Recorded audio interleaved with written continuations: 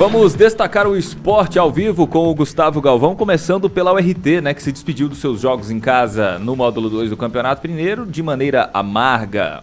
2-0 pro Boa. Bom dia, Gustavo. Exatamente, Flávio. Bom dia para você, bom dia, Priscila, bom dia a toda a nossa audiência, com o público um pouco menos aí de 200 pessoas, ali pelos 150 para ser mais preciso. A URT voltou a decepcionar o seu torcedor e perdeu por 2-0, uma despedida melancólica do módulo 2 do Campeonato Mineiro e também uma despedida melancólica dos jogos em casa. Flávio, o URT esse ano, eu posso classificá-la como um cavalo paraguaio ou é muito exagero de minha parte? Não, é pejorativo, né? A equipe lutou enquanto pôde, participou até o último minuto das disputas que tinham, e o problema da URT neste ano foi o seguinte, que chegou com bastante fôlego nesta segunda parte do Campeonato Mineiro do Módulo 2, que é o hexagonal final, com muito gás, mas perdeu jogos importantes. Teve pela frente um adversário muito duro, que foi o Betim. O Betim realmente complicou demais a vida da URT. É um time com maior investimento, é um time com muito mais grana, literalmente, com a URT, por isso maior investimento. Ou seja, o time ficou pelo caminho nesses detalhes. É claro que a gente sabe que o torcedor esperava a classificação, o torcedor esperava o acesso à elite do futebol mineiro, mas não dá para ser assim, infelizmente, né? Faltou de verdade alguns detalhes. Eu acho que o técnico Igor Guerra, dentro do que foi possível a ele ser feito, ele fez com bastante vontade, trabalhou bastante, deu para ver que ele trabalhava muito, mas às vezes o resultado não vem. E teve um detalhe importante que pouca gente está lembrando, hein? O Robinho saiu no meio do hexagonal, né? Então perdeu um dos seus principais goleadores. O Robinho fez falta. Meio time praticamente, né? Então era o que ia acontecer, fazer o quê? Paciência, né? Exatamente, eu acredito que neste ano a diretoria da URT acertou e muito na contratação dos jogadores e também do treinador. Só faltou aquele mais um pouquinho para ficar perfeito, sabe, Flávio? É o que a gente falou, os detalhes, né, Gustavo? Só faltou mais um pouquinho para ficar perfeito, mas eu acredito... Agora chamar de cavalo paraguaio também, não. Acho que o ano que vem... A URT, a história do clube, os torcedores não merecem uma classificação assim tão pejorativa, não. O clube fez o que foi possível. Exatamente, eu disse isso baseado na voz do torcedor também, que é o que mais sofre no final das contas. O torcedor sempre está revoltado. O torcedor é o que mais sofre no fim das contas. Mas vamos falar de Copa Feminina, Flávio. Eu quero destacar aqui a eliminação dos Estados Unidos em sua última Copa. A grande estrela da seleção americana, Rapinoe, errou o pênalti decisivo que levaria os Estados Unidos para as quartas de final. Jogou nada também, né? Quem assistiu o jogo lá...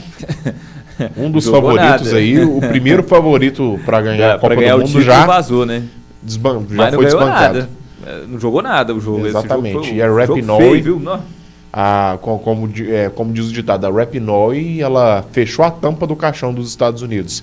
Mas tivemos também Suíça 1, Espanha 5, Holanda 2, África do Sul 0, Japão, poderoso Japão 3, Noruega 1 e agora, neste momento, no Estádio Olímpico de Sydney, a Austrália vai vencendo a Dinamarca por 1-0. Amanhã teremos... A Austrália acho que vai pro título, hein? Se continuar assim, tá jogando em casa, tem um bom time, jogando bem. Pode surpreender, bacana. Viu? Uma seleção... surpresa, é uma seleção tradicional, né? Uma seleção que é capaz, sim, de... Tem time para vencer a Copa.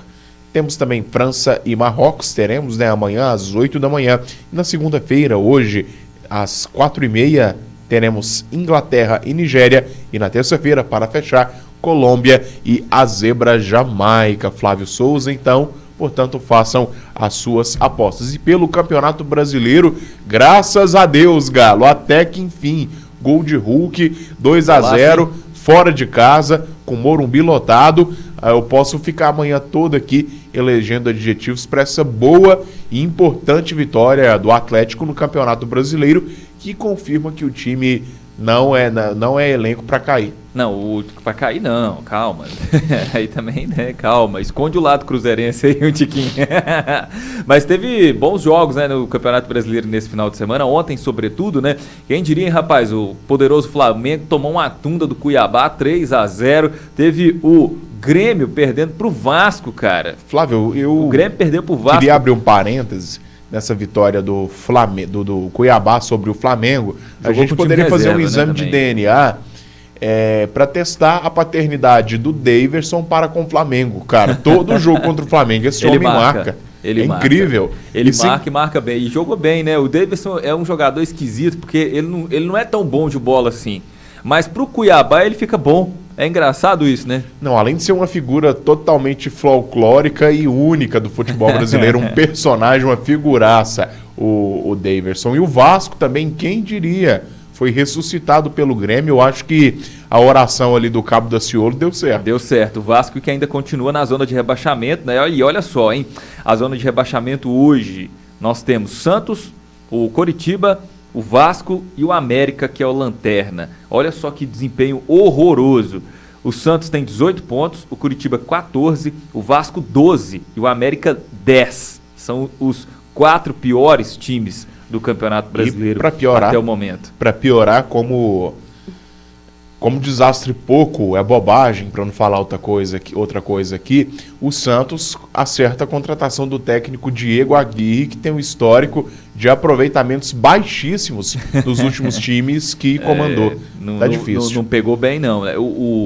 E agora a ponta de cima da tabela, só alegria, né? O Botafogo segue liderando com 44 pontos, o Fluminense, ou melhor, o Flamengo com 31 e empata com o Fluminense também com 31 e o Palmeiras também com 31. Segundo, terceiro e quarto lugar, todo mundo ali com a mesma pontuação. Exatamente. O Red Bull Bragantino também tem 31 pontos, o Grêmio aparece com 30, o Paranaense, o Atlético aparece com 28 pontos, o Cuiabá, hein?